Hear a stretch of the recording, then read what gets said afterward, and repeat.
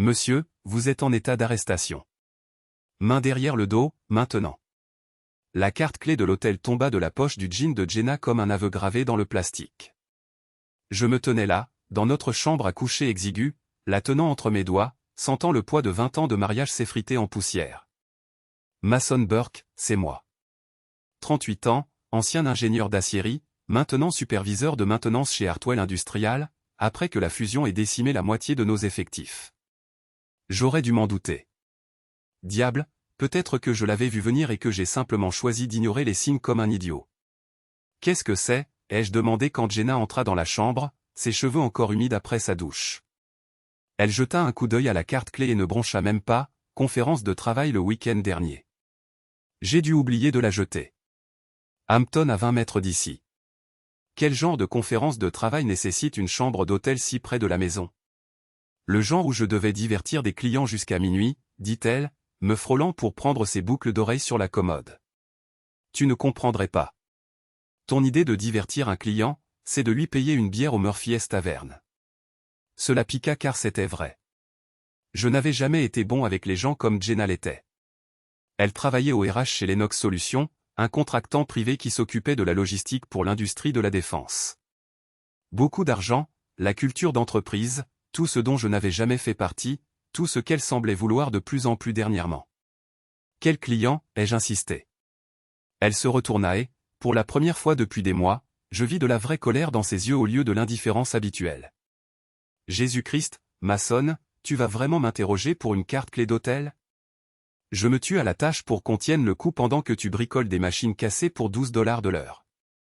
16,50, ai-je corrigé automatiquement. Oh, excuse-moi.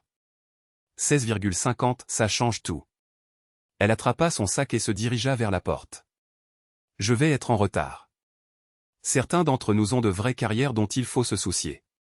La porte d'entrée claqua, me laissant seul avec la carte clé et la certitude grandissante que ma femme me mentait. J'avais toujours été bon avec les détails. Ça venait de mon expérience en ingénierie. Des schémas, des incohérences, des choses qui ne correspondaient pas. Et dernièrement, rien concernant Jenna ne correspondait. Les voyages de nuit avaient commencé il y a 3 mois. Toujours liés au travail, toujours urgents, la forçant toujours à rester à l'hôtel au lieu de rentrer à la maison. Elle revenait pleine d'énergie, comme je ne l'avais pas vue depuis des années, parlant de promotion, d'opportunités et de postes de directrice régionale qui pourraient s'ouvrir. Pendant ce temps, j'avais de nouveau été écarté pour le poste de superviseur d'usine la semaine dernière. 20 ans d'expérience, et il l'avait donné à un gamin avec un MBA qui n'avait jamais tenu une clé à molette de sa vie. Jenna avait fêté sa propre augmentation ce même soir, débouchant une bouteille de vin et parlant de la façon dont nous montions enfin dans le monde. J'aurais dû être heureux pour elle. Au lieu de cela, j'avais l'impression de me noyer. Ce soir-là, je pris une décision qui allait tout changer. Je la suivis. Jenna avait dit qu'elle travaillait tard sur les rapports trimestriels, mais sa voiture n'était pas sur le parking de Lennox Solutions. Elle était au Hampton Inn, comme la carte clé. Je suis resté dans mon camion pendant 2 heures, me disant que j'étais paranoïaque, qu'il devait y avoir une explication. Puis je l'ai vu sortir du hall avec un homme que je reconnaissais de la fête de Noël de l'entreprise. Colby Lennox, directeur régional, le fils du patron, 42 ans, divorcé, conduisait une BMW qui coûtait plus que ce que je gagnais en 2 ans. Il ne discutait pas de rapport trimestriel. Je l'ai regardé embrasser ma femme sur le parking. Ses mains sur sa taille, ses doigts emmêlés dans ses cheveux. 20 ans de mariage et elle ne m'avait jamais embrassé comme ça, pas même le jour de notre mariage. La rage me frappa comme un coup de poing à l'estomac. Pas le genre chaud et explosif que l'on voit dans les films. C'était froid et calculé, s'installant dans mes os comme le givre hivernal. Je suis resté là à les observer, mémorisant chaque détail, planifiant ce qui allait suivre. Je ne les ai pas affrontés. Pas encore. Au lieu de cela, je suis rentré chez moi et j'ai attendu. Lundi matin, j'ai enfilé ma meilleure chemise, celle que Jenna m'avait achetée pour des entretiens d'embauche que je n'ai jamais eus, et je me suis rendu chez Lennox Solutions. Le bâtiment n'était que verre et acier, conçu pour impressionner les clients ayant de l'argent à dépenser. Je n'y étais allé que 2 fois auparavant, la fête de Noël et le J. Or où Jenna avait été promue spécialiste RH senior. Le gardien de sécurité à la réception me connaissait. Salut, Mason. Tu viens voir Jenna. En fait, j'ai besoin de parler à Colby Lennox. C'est à propos d'une opportunité de contrat. Il décrocha le téléphone et passa l'appel. 2 minutes plus tard, je montais dans l'ascenseur vers l'étage des cadres, mes mains fermes malgré la tempête qui grondait dans ma poitrine. Le bureau de Colby occupait un coin du bâtiment, avec des baies vitrées donnant sur la ville. Il était derrière son bureau quand je suis entré, portant un costume qui coûtait probablement plus que ma mensualité de prêt immobilier. Il leva les yeux avec le genre de sourire que les politiciens utilisent quand ils mentent. Mason, c'est bien ça? Le mari de Jenna. Que puis-je faire pour vous? Je fermai la porte derrière moi et traversai la pièce, remarquant comment sa confiance vacillait à mesure que je m'approchais. Il était plus grand que moi, mieux habillé, plus riche, plus éduqué, mais j'avais passé 20 ans à travailler de mes mains, et mes mains étaient dures. Tu vas m'expliquer pourquoi tu embrassais ma femme sur le parking d'un hôtel, dis-je. Son visage devint pâle, puis rouge. Je crois qu'il y a un malentendu. Je le frappai. Pas un coup calculé, pas une attaque stratégique, juste une fureur brute compressée dans mon poing, se connectant à sa mâchoire assez fort pour le faire basculer de sa chaise. Sa tasse de café se brisa contre le mur, laissant une tache brune sur la peinture coûteuse.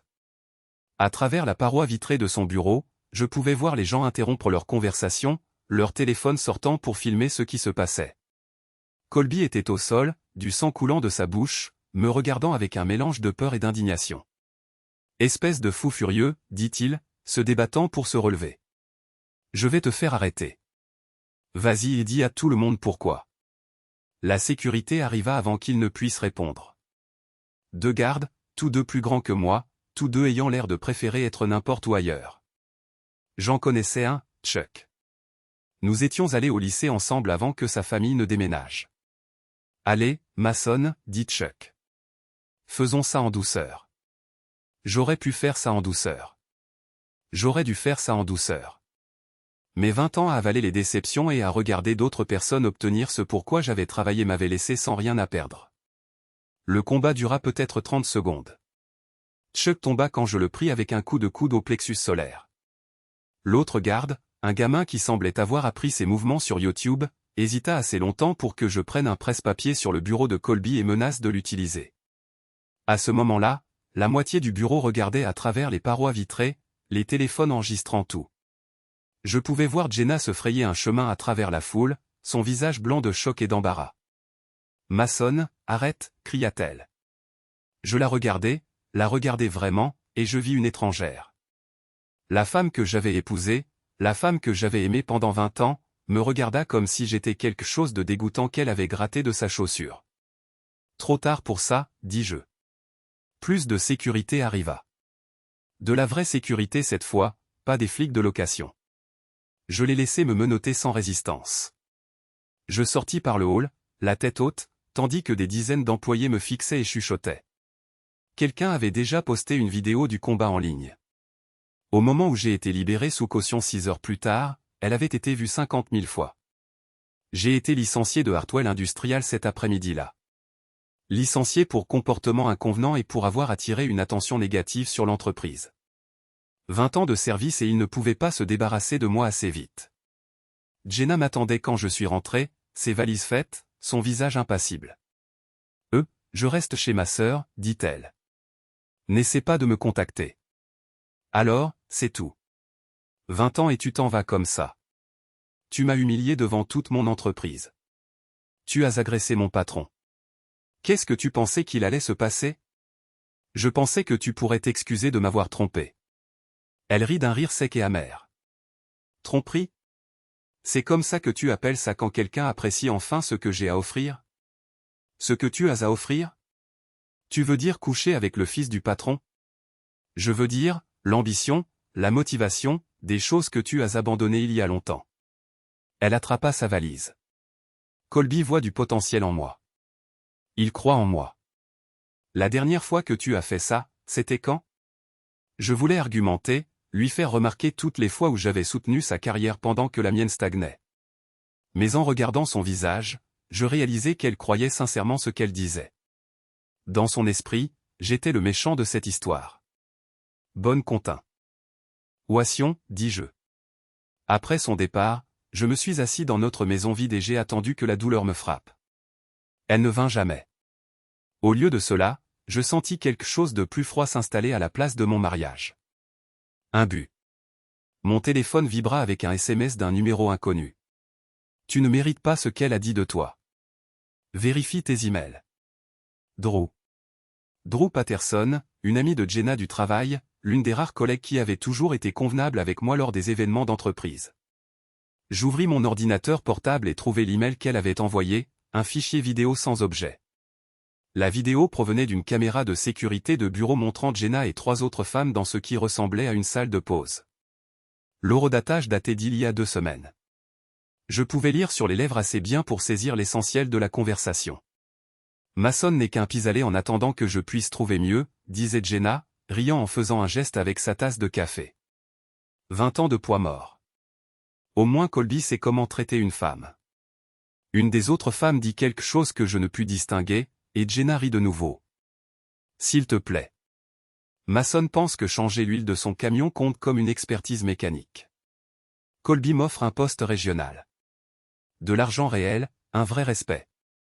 Mason peut garder son petit travail de maintenance et trouver quelqu'un que $16 de leur impressionne. Les femmes rirent. Ma femme rit. 20 ans réduit à une plaisanterie dans une salle de pause d'entreprise. J'ai regardé la vidéo 3 fois, mémorisant chaque mot, chaque geste, chaque sourire cruel. Puis j'ai fermé l'ordinateur portable et j'ai commencé à planifier. Le lendemain matin, je me rendis à la casse automobile de Raleigh, à la périphérie de la ville. Ce n'était pas grand-chose. 20 acres de voitures rouillées et de ferraille industrielle entourées d'une clôture en grillage. Mais c'était exactement ce dont j'avais besoin. Silas Raleigh était mon frère, bien que nous ne nous soyons pas parlé depuis 5 ans. Pas depuis qu'il était sorti de la prison de Millfield. Et j'avais clairement fait savoir que je ne voulais pas que son casier judiciaire affecte mon habilitation de sécurité à l'usine. Loyauté familiale contre nécessité professionnelle. J'avais fait le mauvais choix. Je le trouvais sous le capot d'une Camaro de 98, les bras noirs de graisse jusqu'au coude. Il leva les yeux en entendant mes pas, et son visage passa par plusieurs expressions avant de se fixer sur un accueil prudent. Eh bien, merde, dit-il. Mason Burke. À quoi dois-je cet honneur? J'ai besoin de ton aide. Il rit d'un rire sec et amer. Maintenant tu as besoin de mon aide. Pas quand je dormais dans ma voiture après être sorti de prison. Pas quand j'essayais de monter cet endroit sans crédit et sans référence. Mais maintenant tu as besoin de quelque chose. Tu as raison. J'ai eu tort. Je suis désolé. L'excuse le prit au dépourvu. Silas avait toujours été l'émotionnel, prompt à la colère et plus rapide à pardonner. Il étudia mon visage un long moment, puis hocha la tête vers la caravane bureau. Le café est horrible, mais il est chaud. Viens. La caravane était un fouillis de paperasses, de pièces de voiture et de bouteilles de bière vides. Silas versa 2 tasses de café qui ressemblaient à de l'huile moteur et m'en tendit une. Alors, de quel genre d'aide parlons-nous? Je lui ai tout raconté. L'affaire, le combat chez Lennox Solutions, l'évaluation cruelle de notre mariage par Jenna. Silas écouta sans interruption, son expression s'assombrissant à chaque détail. Fils de chienne, dit-il quand j'eus terminé. Et elle reste chez Linda pour l'instant. A déposé une demande de séparation hier. Veut la moitié de tout, y compris la maison. Qu'est-ce que tu veux faire à ce sujet? Je veux qu'ils comprennent ce qu'ils m'ont pris. Silas sourit. Et pour la première fois depuis des semaines, je me suis senti soutenu. Maintenant tu parles ma langue. Quel est le plan? Le plan prit forme au cours des 3 jours suivants. Silas avait des connexions que je n'aurais jamais imaginées. Des gens qui lui devaient des faveurs. Des gens spécialisés dans la collecte d'informations. Des gens qui pouvaient faire bouger les choses sans laisser de traces. 20 ans de travail légitime et je n'avais jamais réalisé combien de pouvoir existait dans l'ombre. Drew Patterson se révéla être une mine d'or d'informations. Elle documentait le harcèlement et le favoritisme de Colby depuis des mois, recueillant des preuves pour un procès qu'elle n'avait jamais intenté. Quand Colby l'a licenciée parce qu'elle était tombée enceinte illégale, mais difficile à prouver, où elle a décidé que la vengeance valait mieux que les frais de justice. Il couche avec Jenna depuis 4 mois, me dit-elle lors de notre rencontre dans un café du centre-ville, lui promettant le poste de Linda Kowalski quand elle Inda prendra sa retraite l'année prochaine. Directrice régionale, 150 000 $ de salaire de base plus les primes. Et Jenna le croit. Jenna veut le croire. Il y a une différence. Drew fit glisser une clé USB sur la table. Reçu d'hôtel, note de frais qu'il a déposé pour leur dîner d'affaires, message texte de son téléphone professionnel, tout ce dont tu as besoin pour prouver l'affaire. Pourquoi m'aides-tu? Parce que Colby Lennox est un prédateur qui utilise sa position pour manipuler les femmes, et ta femme est juste assez arrogante pour penser qu'elle est différente. L'expression de Drew se durcit. De plus, j'ai entendu ce qu'elle a dit de toi dans cette vidéo de la salle de pause. Tu mérites mieux. La clé USB contenait suffisamment de preuves pour détruire leurs deux carrières, mais ce n'était pas suffisant. Je voulais qu'ils ressentent la même impuissance que j'avais ressentie en voyant ma vie s'écrouler. La même humiliation que j'avais vécue lorsque 50 000 inconnus m'avaient vu perdre le contrôle dans un hall d'entreprise. Silas me présenta Tommy Kowalski, le neveu de Linda, qui travaillait dans la sécurité informatique pour plusieurs entreprises locales. Pour 500 $ en espèces, Tommy me montra comment cloner des signaux téléphoniques, intercepter des emails et suivre des localisations GPS sans équipement sophistiqué. Ce n'est pas du piratage, expliqua-t-il alors que nous étions assis dans son sous-sol, entourés d'équipements informatiques. C'est de l'ingénierie sociale. Les gens sont paresseux avec les mots de passe. Ils laissent les appareils déverrouillés. Ils partagent trop sur les réseaux sociaux. Il suffit de savoir où chercher. En une semaine, j'eus accès aux vies numériques de Jenna et de Colby. Compte email, profil de réseaux sociaux, relevé de cartes de crédit, rendez-vous du calendrier, chaque pensée secrète, chaque conversation privée, chaque détail intime de leur liaison. Lire leurs messages était comme boire du poison. Les choses qu'ils disaient sur moi, sur notre mariage, sur mon échec en tant que mari et pourvoyeur. Colby m'appelait, le petit gars de la maintenance, dans un message. Jenna décrivait notre vie sexuelle comme, au mieux, basée sur le devoir. Il riait de la lenteur avec laquelle j'avais compris ce qui se passait. Mais la connaissance était le pouvoir, et le pouvoir était ce qui m'avait manqué. Maintenant, j'avais les deux. Le premier mouvement fut subtil. Colby conduisait une BMW 750i bleu nuit avec des jantes personnalisées et un système audio valant plus que la plupart des voitures des gens. Il la garait sur le parking des cadres chez Lennox Solutions, occupant toujours 2 places pour éviter les bosses et les rayures. Je connaissais les faiblesses de la voiture car j'avais passé 20 ans à travailler sur des véhicules bien plus complexes que les berlines de luxe allemandes. Le système antivol était impressionnant, mais il reposait sur des signaux sans fil qui pouvaient être interceptés. L'ordinateur de gestion moteur était sophistiqué, mais il suivait des schémas prévisibles. Un mardi matin, alors que Colby était en réunion et que le parking était presque vide, j'ai passé 15 minutes sous sa voiture avec des outils de la casse de Silas. Rien qui provoquerait un accident. Je n'essayais de tuer personne. Juste de petits ajustements qui mèneraient à des pannes coûteuses et embarrassantes. Le bouchon de vidange d'huile légèrement desserré pour créer une fuite lente. Le réservoir de liquide de frein contaminé par quelques gouttes de liquide vaisselle qui rendrait les freins spongieux et peu fiables. Le capteur d'admission d'air débranché de manière à déclencher le voyant de contrôle moteur et limiter les performances de la voiture. J'étais de retour dans mon camion, observant d'en face, quand Colby découvrit le problème. Il avait parcouru 3 pâtés de maison avant que le moteur ne commence à fumer. La dépanneuse arriva 20 minutes plus tard, suivie de Colby dans un Uber, le visage rouge de frustration. Cet après-midi-là, Jenna m'appela pour la première fois depuis qu'elle était partie. « As-tu fait quelque chose à la voiture de Colby ? Je ne sais pas de quoi tu parles. Sa BMW est tombée en panne ce matin. Le mécanicien dit que ça ressemble à du sabotage. Peut-être qu'il devrait acheter américain la prochaine fois. » Elle raccrocha sans un mot de plus, mais je pouvais entendre l'incertitude dans sa voix. Bien. Qu'elle se demande de quoi d'autre je pouvais être capable. La phase suivante ciblait leur vie professionnelle. Lennox Solutions organisait son gala annuel d'appréciation des clients au Riverside Convention Center, un événement cravate noire où Jenna devait faire une présentation sur les innovations en RH. Elle s'était préparée pendant des semaines, y voyant sa chance d'impressionner les cadres régionaux qui décideraient de sa promotion.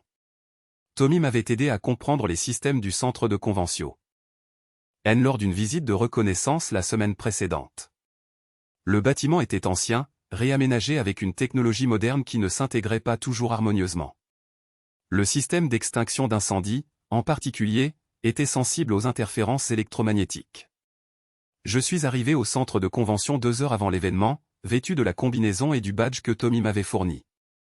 Les gardes de sécurité ne posaient pas de questions aux employés de maintenance qui semblaient à leur place. La salle électrique était au sous-sol, sécurisée par une serrure que j'avais appris à crocheter durant ma brève phase de délinquance adolescente. À l'intérieur, j'ai trouvé le panneau de commande principal des systèmes automatisés du bâtiment.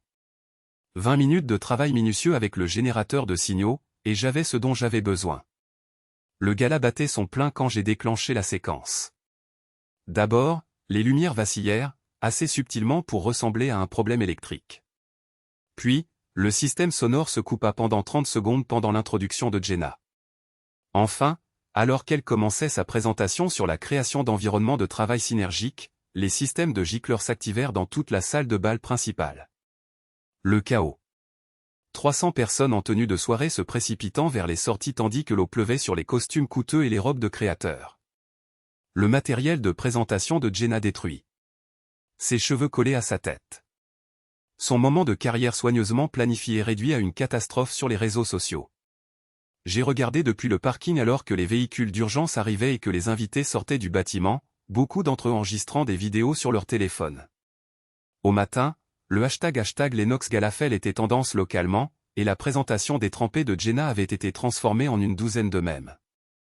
Elle n'appela pas pour m'accuser cette fois. Elle savait. L'accès interne de Drew à Lennox Solutions se révéla inestimable pour la phase suivante. L'entreprise utilisait un système de mail interne qui archivait tous les messages et les rendait consultables par le personnel autorisé. Les RH avaient un large accès dans le cadre de leurs responsabilités de conformité, et Drew avait toujours ses identifiants de connexion. Ils n'ont pas encore révoqué mon accès, expliqua-t-elle lors de notre rencontre à la case de Silas. Incompétence d'entreprise typique. Je peux extraire l'historique des emails de n'importe quel employé sur 5 ans. J'ai besoin de tout ce qu'il y a entre Jenna et Colby, personnel et professionnel. Ça va faire beaucoup de matériel. Je ne suis pas pressé. Elle avait raison concernant le volume. 5 mois de documentation de leur liaison remplissaient 3 clés USB, réservation d'hôtels effectuées sur des comptes d'entreprise, notes de frais pour des dîners romantiques déguisés en réunion client, messages texte explicites envoyés via le système d'entreprise, photos qu'ils avaient partagées pendant des voyages d'affaires qui n'avaient rien à voir avec les affaires. Mais le véritable trésor se trouvait plus profondément dans les archives. Colby avait un historique de relations inappropriées avec des employés remontant à son premier mois en tant que directeur régional. 3 femmes avaient déposé des plaintes informelles qui avaient été discrètement réglées avec des accords de non-divulgation et de généreux forfaits de départ. 2 autres avaient été transférées dans des départements différents après avoir rejeté ces avances. Jenna était au courant d'une partie. Ses emails montraient qu'elle avait rejeté les autres femmes comme étant jalouses et non professionnelles. Convaincu que sa relation avec Colby était différente parce qu'elle était spéciale, j'ai passé 2 semaines à organiser le matériel en un dossier complet, recoupant les dates et les lieux, construisant une chronologie qui montrait le schéma systématique d'abus. Puis j'ai commencé à le distribuer. La première destinataire fut Linda Kowalski, la directrice régionale actuelle dont Jenna espérait hériter le poste. Linda avait travaillé pour Lennox Solutions pendant 15 ans, grimpant de secrétaire à cadre par compétence plutôt que par relation. Elle ne répondit pas à mon email anonyme, mais les registres de l'entreprise montrèrent qu'elle avait programmé des réunions avec des cadres supérieurs dans les heures suivant sa réception. La deuxième destinataire fut l'ex-femme de Colby, Patricia. Leur divorce avait été finalisé 2 ans plus tôt avec un accord qui incluait une clause de moralité. Si Colby était reconnue coupable d'avoir eu des liaisons extraconjugales pendant leur mariage, elle pourrait réclamer une pension alimentaire supplémentaire. Les preuves que j'avais fournies dataient son schéma d'infidélité bien avant leur séparation. La troisième destinataire fut la Commission pour l'égalité des chances en M. Tiers d'emploi, EOC, accompagnée de copies à 3 cabinets d'avocats spécialisés dans les affaires de harcèlement sexuel. En une semaine, les dominos commencèrent à tomber. Linda Kowalski demanda une enquête RH complète sur le comportement de Colby. Patricia Lennox déposa des papiers pour rouvrir leur accord de divorce. 2 des précédentes victimes de Colby se manifestèrent avec de nouvelles allégations maintenant que la protection de l'accord de confidentialité ne s'appliquait plus. Jenna se retrouva dans la position impossible d'être à la fois victime et complice. Ses emails montraient qu'elle connaissait l'historique de Colby et avait choisi de l'ignorer, ce qui la rendait complice de l'environnement de travail hostile qu'il avait créé. sa propre liaison violait la politique de l'entreprise concernant les relations entre superviseurs et subordonnés, même si elle ne lui rapportait pas directement. Un jeudi matin, elle fut appelée dans le bureau de Linda et on lui demanda de démissionner. L'alternative était un licenciement pour faute grave, ce qui l'aurait rendue inéligible aux indemnités de départ ou aux allocations chômage. Elle choisit la démission, mais le mal était déjà fait. La nouvelle du scandale s'était répandue dans la communauté très unie de l'industrie. Les spécialistes des RH dans un domaine spécialisé comme les contrats de défense se connaissaient tous et la réputation de Jenna était définitivement ternie. Ce soir-là, elle apparut à ma porte pour la première fois depuis qu'elle avait déménagé. « Il faut qu'on parle », dit-elle. Je la laissai entrer, remarquant à quel point elle avait l'air différente après 3 semaines de stress. La femme confiante et ambitieuse qui m'avait quitté pour une vie meilleure avait disparu, remplacée par quelqu'un qui semblait vaincu et désespéré. « Je sais que tu es derrière tout ça », dit-elle. « La voiture, le gala, les emails, tout. Je ne sais pas de quoi tu parles. Arrête de mentir. Je ne suis pas stupide, Mason. Tu es le seul avec un motif et une opportunité. Opportunité pour quoi faire? Exposer la vérité sur ta liaison. Documenter le schéma de harcèlement sexuel de ton patron. Quelle partie de cela te semble injuste? Elle s'assit sur le canapé que nous avions acheté ensemble 10 ans plus tôt. Ses mains tremblaient alors qu'elle cherchait une cigarette.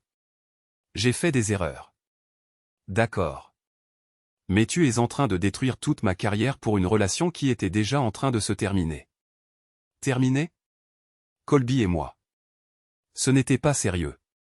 Juste quelque chose qui est arrivé. J'allais rompre après avoir obtenu la promotion. Alors, tu l'utilisais. Nous nous utilisions mutuellement. C'est comme ça que les affaires fonctionnent. Et moi? Que étais-je dans tout ça? Elle tira une longue bouffée de sa cigarette, regardant partout sauf mon visage. Tu étais en sécurité, confortable, mais je veux plus de la vie que la sécurité et le confort. Plus comme quoi? Un poste de directeur régional pour lequel tu n'as jamais été qualifié? Une relation avec un homme qui harcèle sexuellement des employés depuis des années. Tu ne comprends pas ce que c'est d'avoir de l'ambition. Je comprends ce que c'est de travailler pendant 20 ans et de voir d'autres personnes être promues à ma place parce que je ne fais pas de politique. Je comprends ce que c'est de rentrer tous les jours à la maison auprès d'une femme qui pense que je suis un échec. Je comprends ce que c'est de découvrir que la personne que j'aimais le plus au monde me considère comme un pis-aller. Elle tressaillit à la référence à la vidéo de la salle de pause. Ce n'était que des paroles, des bavardages de filles. Je ne voulais pas dire. Tu voulais dire chaque mot. La seule question est de savoir si tu regrettes de l'avoir dit ou si tu regrettes que je l'ai découvert. Elle écrasa sa cigarette et se leva. Qu'est-ce que tu veux, Mason? Tu veux que je te supplie? Tu veux que je m'humilie et que je te dise à quel point tu es merveilleux? D'accord. Je suis désolé. J'ai fait de terribles choix et je t'ai blessé et j'aimerais pouvoir tout effacer. Est-ce suffisant? C'est un début. Alors, qu'est-ce qu'il faudra pour que ça s'arrête? Parce que quoi que tu prévois ensuite, je ne peux pas y survivre. Je suis mise sur liste noire dans mon industrie. Colby ne prend même pas mes appels. Je loge chez Linda parce que je n'ai pas les moyens de payer un loyer. Tu as gagné. Je la regardais assise là. Je la regardais vraiment et réalisais que quelque chose avait changé. Pas seulement en elle, mais en moi. La colère qui m'avait animé pendant des semaines était toujours là, mais elle était plus froide maintenant, plus concentrée, et elle n'était pas satisfaite par sa capitulation. Tu n'as pas encore vu à quoi ressemble la défaite, dis-je. Le complexe d'appartements où Jenna emménagea après avoir séjourné chez sa sœur s'appelait Riverside Gardens. Bien que. Il ne soit ni au bord d'une rivière ni particulièrement verdoyant. Construit dans les années 1970 et rénové juste assez pour justifier des loyers plus élevés, il s'adressait aux jeunes professionnels et aux personnes en transition. Ce que Jenna ne savait pas, c'est que je possédais l'immeuble. Il faisait partie d'un portefeuille d'investissement que j'avais hérité de mon père. 3 petits immeubles d'appartements, un duplex et un centre commercial sur le côté de la ville. Les propriétés rentraient à peine dans leurs frais après l'entretien et les impôts fonciers, donc je les avais largement ignorés pendant notre mariage. Jenna gérait nos finances et ne s'était jamais souciée de se renseigner sur les revenus locatifs qui étaient automatiquement déposés sur un compte séparé. Quand elle signa le bail de l'appartement 2B, utilisant Linda comme référence puisqu'elle n'avait pas d'emploi actuel, elle devenait, sans le savoir, ma locataire. Le bail était légitime, traité par une société de gestion immobilière qui s'occupait des opérations quotidiennes, mais j'avais accès à tout. Dépôt de garantie, demande de location, vérification de crédit, information de contact d'urgence. J'avais aussi les clés. Non pas que je les ai utilisées immédiatement. Ce qui aurait été illégal et stupide. Au lieu de cela, j'ai recueilli des informations par des moyens parfaitement légaux, des contrats de location qui montraient sa situation financière, des relevés d'utilité qui révélaient ses routines quotidiennes, des séquences de caméras de sécurité des zones communes du bâtiment qui documentaient ses allées et venues. Ce que je découvris fut une femme dont la vie s'écroulait plus vite qu'elle ne l'avait admis. Le forfait de départ de l'Enox Solutions était modeste, 8 semaines de salaire qui couvraient à peine ses frais de déménagement et son premier mois de loyer. Ses cartes de crédit étaient au maximum à force d'essayer de maintenir son train de vie pendant l'affaire. Sa recherche d'emploi n'avait donné que des lettres de refus d'entreprises qui avaient entendu parler du scandale. Elle était vulnérable, isolée, parfaite pour la phase suivante. La pression psychologique commença doucement. Une fuite d'eau dans son plafond nécessitant des visites d'entretien à des heures peu pratiques.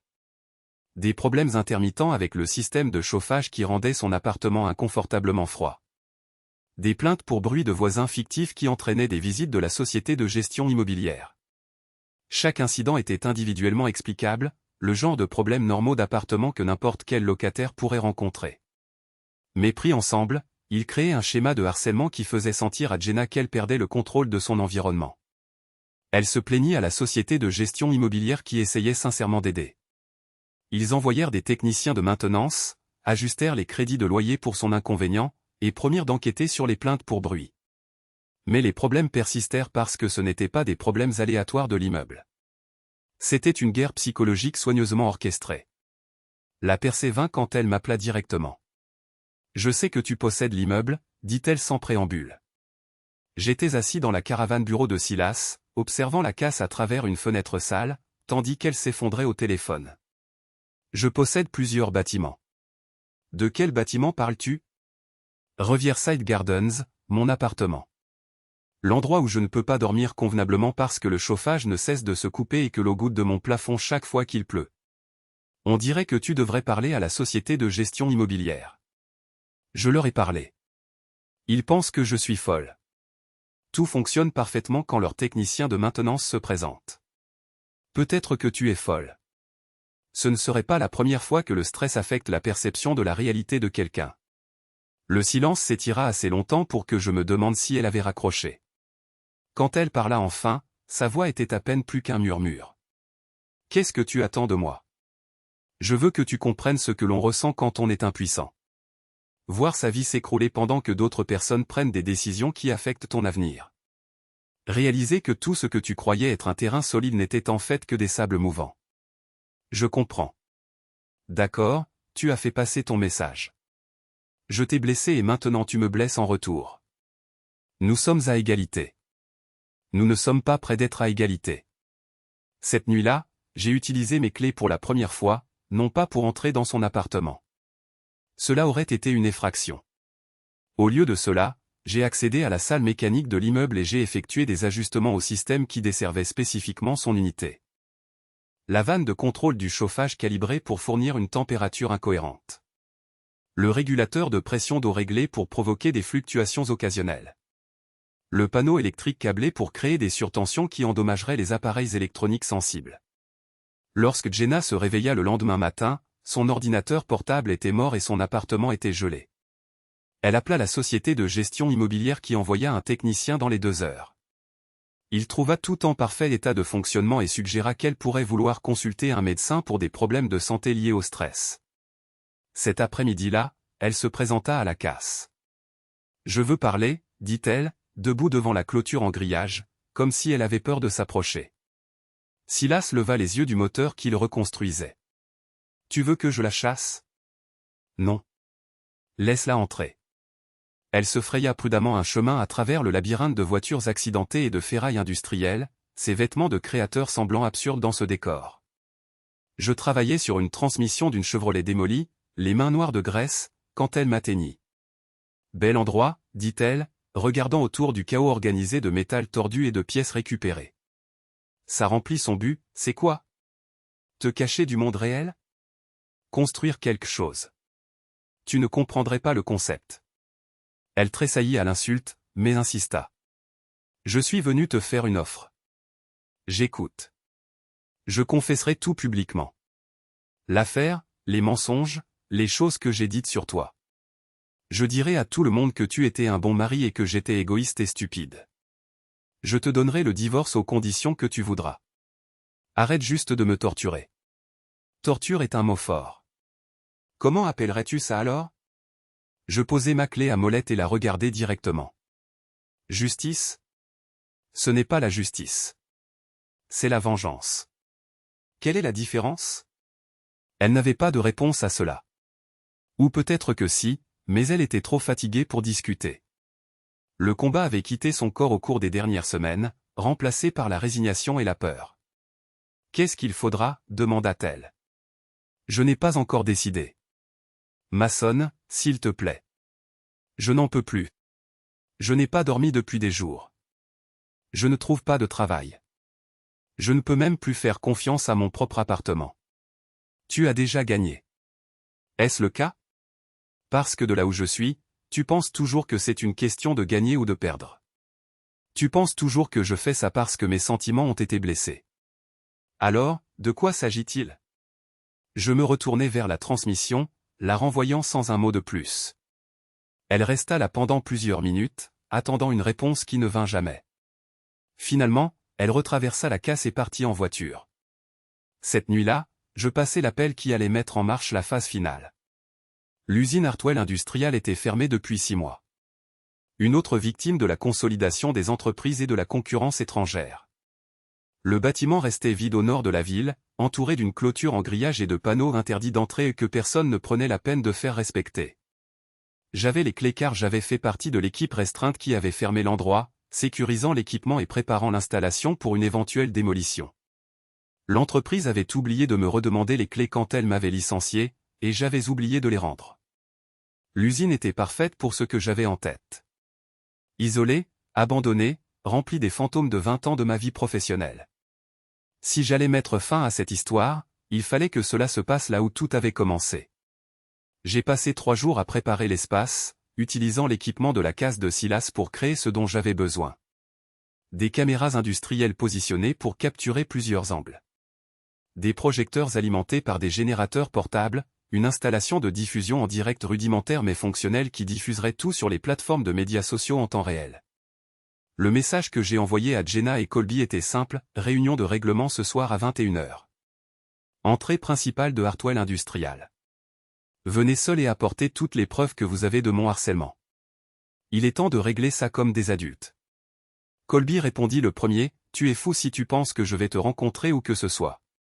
La réponse de Jenna arriva 1 heure plus tard, quel genre de règlement? Le genre où vous retrouvez vos vies, ai-je tapé. Mais seulement si vous venez. Aucun d'eux ne me crut, mais ils ne pouvaient pas se permettre de ne pas venir. Colby avait été suspendu de l'Enox Solutions en attendant le résultat de l'enquête RH. 3 autres femmes s'étaient manifestées avec des allégations de harcèlement, et sa peau. Scission devenait intenable. Il avait besoin que cette affaire soit réglée avant qu'elle ne détruise ce qu'il restait de sa carrière. Jenna était en pire état. 2 mois au chômage, vivant à crédit, faisant face à la perspective de la faillite si elle ne trouvait pas de travail rapidement. La liste noire de l'industrie était réelle et sa réputation était toxique. Elle avait autant besoin de conclure que moi. Ils arrivèrent séparément, comme demandé. Colby d'abord, au volant d'une voiture de location puisque sa BMW était toujours au garage. Il avait l'air nerveux en traversant le parking abandonné, vérifiant constamment par-dessus son épaule comme s'il s'attendait à une embuscade. Jenna arriva 5 minutes plus tard, ses mouvements prudents mais déterminés. Elle avait maigri au cours du dernier mois, et ses vêtements flottaient sur sa silhouette. La cadre confiante qui m'avait quitté pour une vie meilleure avait disparu, remplacée par quelqu'un qui semblait hanté. Je l'ai rencontrée à l'entrée principale, debout dans le halo de lumière d'un seul lampadaire fonctionnel. Derrière moi, l'usine se dressait dans l'obscurité, ses fenêtres brisées reflétant des fragments de lumière comme des yeux morts. « Vous êtes tous les deux venus, dis-je. »« Bien. »« Qu'est-ce que c'est, Mason ?» demanda Jenna. « Qu'est-ce que tu veux ? » « Je veux avoir une conversation, une honnête, sur ce qui s'est passé et pourquoi. Colby s'avança, essayant de projeter une autorité qu'il ne possédait plus. C'est du harcèlement. Je pourrais te faire arrêter pour harcèlement. Tu pourrais essayer, mais d'abord tu devrais expliquer à la police pourquoi tu es ici volontairement, rencontrant quelqu'un qui, selon toi, te menace. Parce que tu as dit que tu nous laisserais tranquilles si nous venions. J'ai dit que nous réglerions ça. Il y a une différence. Je me retournai et me dirigeai vers l'entrée principale de l'usine, sachant qu'il me suivrait. Il n'avait pas le choix. À l'intérieur, le plancher de l'usine s'étendait dans l'ombre. Des lignes de production vides créant un labyrinthe de métal et de machines abandonnées. Nos pas résonnaient dans l'espace immense. Jésus, marmonna Colby. Cet endroit est un tombeau. 20 ans de ma vie, dis-je. Disparu parce que des hommes comme vous ont décidé qu'il était plus rentable de construire des choses à l'étranger. Ce n'est pas ma faute, dit-il. Je ne prends pas ces décisions. Non, vous en profitez simplement. Facile à faire quand on hérite de sa position au lieu de la gagner. Nous atteignîmes la zone que j'avais préparée, un espace dégagé près de l'ancien bureau du superviseur où l'éclairage était adéquat et les caméras avaient de bons angles. Aucun d'eux ne remarqua l'équipement que j'avais caché dans l'ombre. Alors, quoi maintenant, demanda Jenna. Tu nous as amenés ici pour nous dire à quel point nous sommes horribles.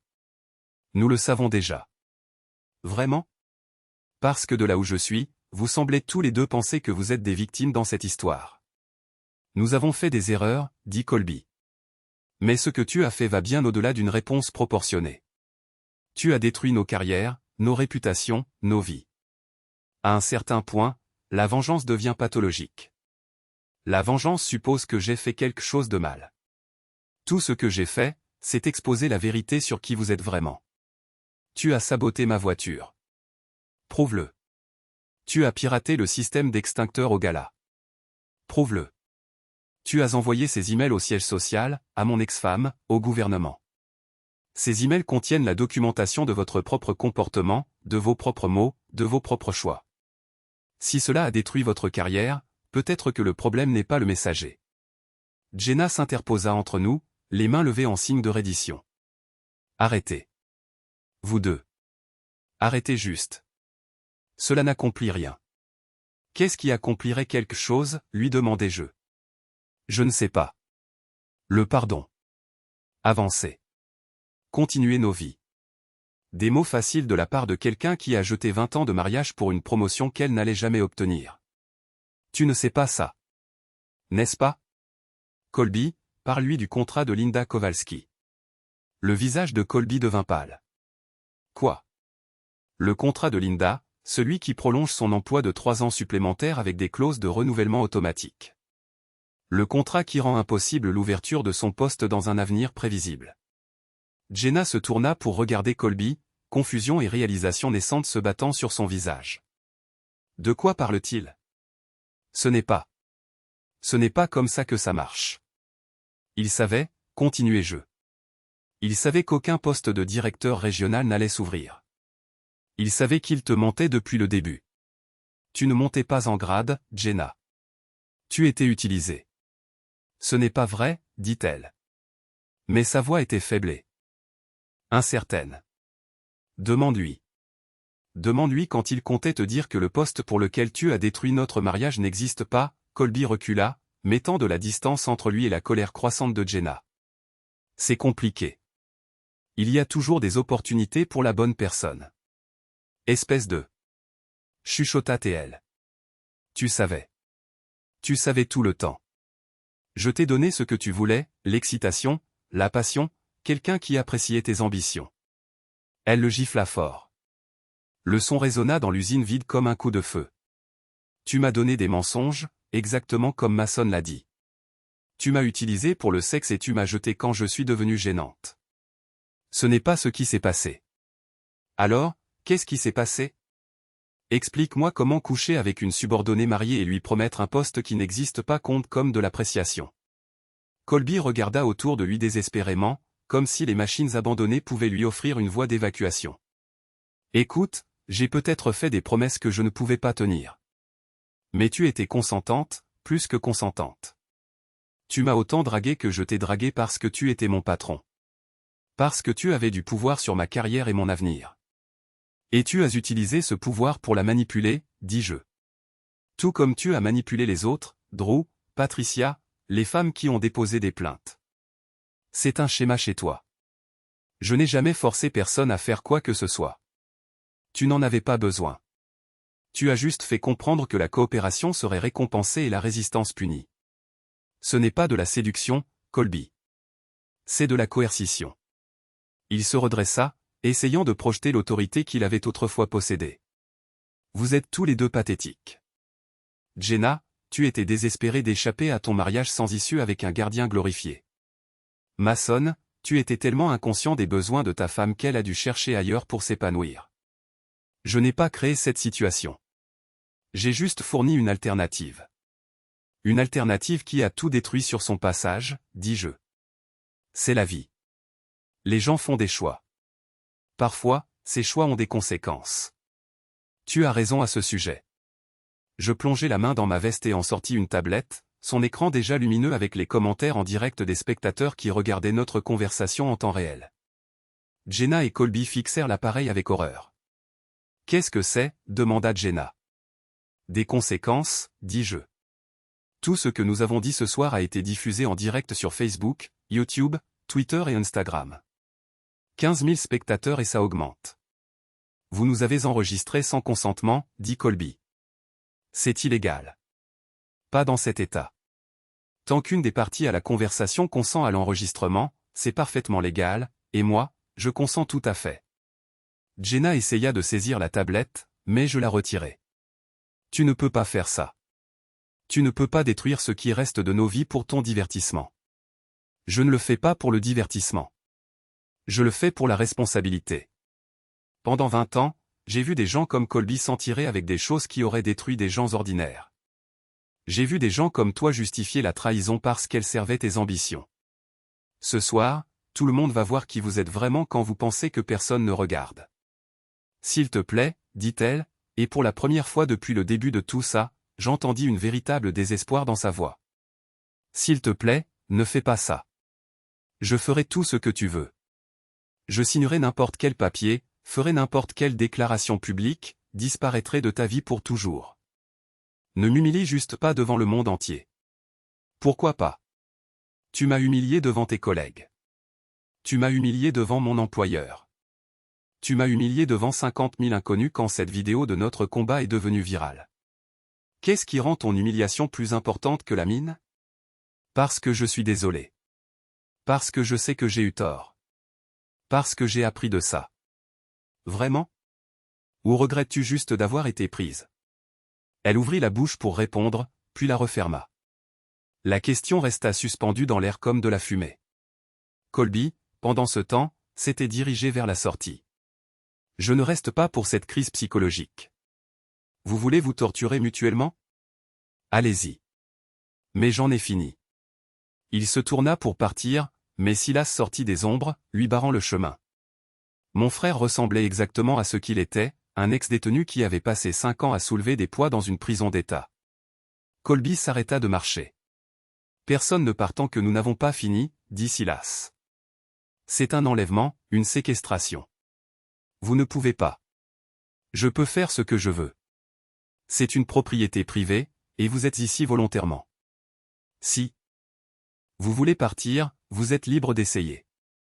Colby regarda Silas, puis moi, puis la tablette, qui diffusait toujours notre conversation à des milliers de spectateurs. Ses épaules s'affaissèrent alors qu'il réalisait qu'il était piégé. « Qu'est-ce que vous voulez » demanda-t-il. « Je veux que tu dises la vérité devant la caméra sur ce que tu as fait à Jenna, à Drew, à toutes les autres femmes. Je veux que tu expliques comment tu as utilisé ta position pour manipuler des employés vulnérables. Et si je fais ça, alors vous pourrez partir. Tous les deux, et ça se termine. » Jenna me regarda avec quelque chose qui aurait pu être de l'espoir. « Tu es sérieux? Si nous confessons tout, tu arrêteras? J'arrêterai de détruire activement vos vies. Ce qui se passera après, c'est à vous de voir. » Elle hocha lentement la tête, puis se tourna pour faire face aux caméras cachées. « Je m'appelle Jenna Burke. Au cours des 4 derniers mois, j'ai eu une liaison avec mon superviseur, Colby Lennox. Je l'ai justifié en me disant que mon mari ne m'appréciait pas, que je méritais mieux, que j'étais piégé dans un mariage sans issue. Sa voix devint plus forte à mesure qu'elle continuait. Mais la vérité est que j'étais égoïste. J'étais prête à détruire un mariage de 20 ans pour la promesse d'une promotion qui n'était jamais réelle. J'ai dit des choses cruelles sur mon mari à des collègues. Je lui ai menti, je l'ai manipulé et je l'ai abandonné quand il avait le plus besoin de moi. J'ai détruit la vie d'un homme bon parce que je pensais avoir droit à quelque chose de mieux. Elle me regarda directement, les larmes coulant sur son visage. Mason, je suis désolé. Je suis désolé pour tout. Tu mérites mieux que ce que je t'ai donné, et j'espère qu'un jour tu pourras me pardonner. Je sentis quelque chose bouger dans ma poitrine, un nœud de colère se desserrer pour la première fois depuis des mois. Ce n'était pas le pardon, pas encore. Mais c'était un début. Colby, cependant, resta défiant. Je ne m'excuse de rien. Jenna était une adulte qui a fait ses propres choix. Si elle regrette ses choix maintenant, c'est son problème. Parle-leur des autres femmes, dis-je. Quelles autres femmes? Drew Patterson, Patricia Morrison, Lisa Walsh, les 3 plaintes pour harcèlement qui ont été réglées avec des accords de non-divulgation. Dis au spectateur comment tu as utilisé ta position pour contraindre des femmes à des relations sexuelles pendant des années. C'étaient toutes des relations consensuelles entre adultes, n'est-ce pas? Parce que le témoignage de Drew suggère le contraire. Elle dit, tu as clairement fait savoir que son emploi dépendait de sa volonté de coucher avec toi. Drew Patterson a été licencié pour motif réel. C'est une employée mécontente qui fait de fausses accusations. Et Patricia, ton ex-femme? Elle était employée quand tu as commencé à coucher avec elle aussi. Le visage de Colby était rouge de colère et d'embarras. Mes relations personnelles ne vous regardent pas, elles sont devenues mes affaires quand tu as décidé de cibler ma femme. Elles sont devenues les affaires de tout le monde quand tu as transformé le harcèlement sexuel en stratégie de gestion. Je n'ai jamais harcelé personne. Alors explique le schéma. Explique pourquoi chaque femme qui a travaillé sous tes ordres a soit couché avec toi, soit été transférée dans un département différent. Explique pourquoi ton accord de divorce incluait une clause de moralité. Explique pourquoi ta propre entreprise t'a suspendu en attendant l'enquête. Il regarda autour de lui frénétiquement, cherchant une échappatoire qui n'existait pas. La diffusion en direct continuait, le nombre de spectateurs grimpant au-delà de 20 000. Sa réputation, ce qu'il en restait, se désintégrait en temps réel. D'accord, dit-il finalement. Vous voulez la vérité? Voici la vérité. J'ai utilisé ma position pour coucher avec des employés. J'ai fait des promesses que je ne pouvais pas tenir pour obtenir ce que je voulais. J'ai manipulé des femmes qui me faisaient confiance, et j'ai détruit leur carrière quand elles sont devenues gênantes. Je suis exactement le genre de prédateur dont ta femme a été assez stupide pour tomber amoureuse. Il se tourna vers Jenna, son visage tordu de mépris. Et toi, tu étais si désespéré d'échapper à ton mariage pathétique que tu t'es convaincu que je tenais vraiment à toi. Tu n'étais pas spéciale, Jenna. Tu étais juste disponible. Elle recula comme s'il l'avait frappée, et je sentis une vague de colère protectrice qui me surprit. Quoi qu'elle m'ait fait, elle ne méritait pas d'être humiliée par un homme qui avait utilisé son désespoir contre elle. Ça suffit, dis-je. C'est parce que je pensais que tu voulais la vérité? La vérité, c'est que ta femme est une arriviste qui a jeté 20 ans de mariage pour un travail qui n'existait pas. La vérité, c'est que tu es un perdant qui n'a pas pu satisfaire sa femme. La vérité, c'est que rien de tout cela ne serait arrivé si tu avais été à ces hommes pour lui donner ce dont elle avait besoin. Les mots me frappèrent comme des coups physiques, déclenchant la même rage qui m'avait envoyé dans le bureau de Colby les poings en avant des mois plus tôt. Mais cette fois, j'étais prêt. Cette fois, j'avais le contrôle. Silas, dis-je tranquillement. Mon frère s'avança, faisant craquer ses jointures. Oui. Voudrais-tu bien raccompagner monsieur Lennox dehors? Je crois qu'il a fini de partager. Ce qui se passa ensuite fut rapide et brutal. Colby tenta de courir, mais il n'y avait nulle part où aller dans l'usine abandonnée. Silas l'attrapa près du quai de chargement et le mit à terre avec un plaquage qui aurait rendu fier notre entraîneur de football du lycée. Le combat dura peut-être 10 secondes. Colby lança un coup de poing désordonné qui manqua d'un pied. Silas réagit avec une combinaison qui laissa Colby au sol, le nez en sang et son costume coûteux déchiré. Ça, c'est pour avoir traité ma belle-sœur de salope, dit Silas en se tenant au-dessus de lui. Et ça, c'est pour être une ordure en général. Il donna un coup de pied à Colby dans les côtes. Assez fort pour faire mal, mais pas assez pour causer des dommages permanents. Colby se recroquevilla en boule, gémissant. « Lève-toi, dis-je. Tu voulais partir. C'est ta chance maintenant. » Il se débattit pour se relever, le sang coulant de son nez, et trébucha vers la sortie. Au pas de la porte, il se retourna une dernière fois. « Ce n'est pas fini, dit-il. »« Si, ça l'est, répondis-je. Et tous ceux qui regardent savent exactement comment ça s'est terminé. » Après le départ de Colby, l'usine redevint silencieuse, à l'exception du ronronnement des générateurs alimentant mon équipement de diffusion improvisé. Jenna se tenait dans le halo de lumière artificielle, l'air plus petite et plus fragile que je ne l'avais jamais vue. « Est-ce vraiment ce que tu penses de moi ?» demanda-t-elle. « Que je suis une arriviste qui couche pour grimper ? Je pense que tu es quelqu'un qui a fait de terribles choix pour des raisons compréhensibles. Il y a une différence. Mais tu me détestes toujours ? » Je réfléchis à la question, surpris de constater que la réponse n'était pas celle à laquelle je m'attendais. Je déteste ce que tu as fait. Je déteste la façon dont tu l'as fait. Je déteste que tu aies jeté quelque chose de réel pour quelque chose qui n'allait jamais durer. Mais toi, je ne suis pas sûr d'avoir encore l'énergie de te haïr. Elle hocha la tête, essuyant les larmes de son visage. Qu'est-ce qui se passe maintenant ? Maintenant, tu rentres chez toi. Tu reconstruis ta vie. Tu essaies de devenir quelqu'un de meilleur que la personne que tu étais. Et nous ? Il n'y a pas de nous. Il n'y en a plus eu depuis des mois. Elle avait l'air de vouloir discuter, de faire une dernière plaidoirie pour la réconciliation, mais les mots ne vinrent jamais. Au lieu de cela, elle s'approcha de l'endroit où je me tenais et fouilla dans son sac. « Tiens, dit-elle, me tendant son alliance. J'aurais dû te la rendre il y a longtemps. » Je pris la bague, sentant son poids familier dans ma paume. 20 ans de mariage réduit à un cercle d'or qui m'avait coûté 2 mois de salaire quand nous étions jeunes et optimistes quant à l'avenir. « Je vais te demander une dernière fois, dit-elle. Pourras-tu un jour me pardonner ? Je ne sais pas. Peut-être un jour, mais pas aujourd'hui. » Elle hocha la tête et se dirigea vers la sortie, ses pas résonnant dans l'espace vide. Au pas de la porte, elle marqua une pause. « Pour ce que ça vaut, tu as été un bon mari, meilleur que ce que je méritais. » Puis elle disparut, me laissant seul avec les fantômes de mon ancienne vie et 23 000 inconnus regardant à travers leurs écrans d'ordinateur. Je pris la tablette et regardai le flot de commentaires défiler. La plupart étaient favorables, me qualifiant de héros pour avoir exposé le comportement de Colby et m'être défendu. D'autres étaient critiques, disant que j'étais allé trop loin, que la vengeance n'était jamais justifiée. Tous passaient à côté de l'essentiel. Il n'a jamais été question de vengeance, dis-je à la caméra. Il s'agissait de responsabilité. Pendant trop longtemps, des gens comme Colby Lennox ont utilisé leur pouvoir pour blesser les autres sans conséquence. Ce soir, il y a eu des conséquences. Je fis une pause, pensant à tout ce qui avait mené à ce moment. La trahison, l'humiliation, les mois de planification et d'exécution minutieuse. La satisfaction que j'avais espéré ressentir était absente, remplacée par quelque chose qui aurait pu être la paix.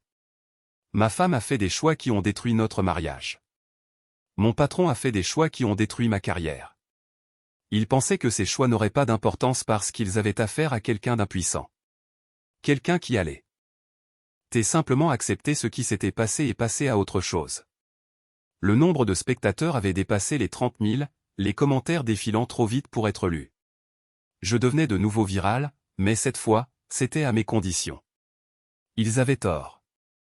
Tous ceux qui pensent pouvoir utiliser et jeter les gens sans conséquence ont tort. Parfois, le marteau frappe en retour.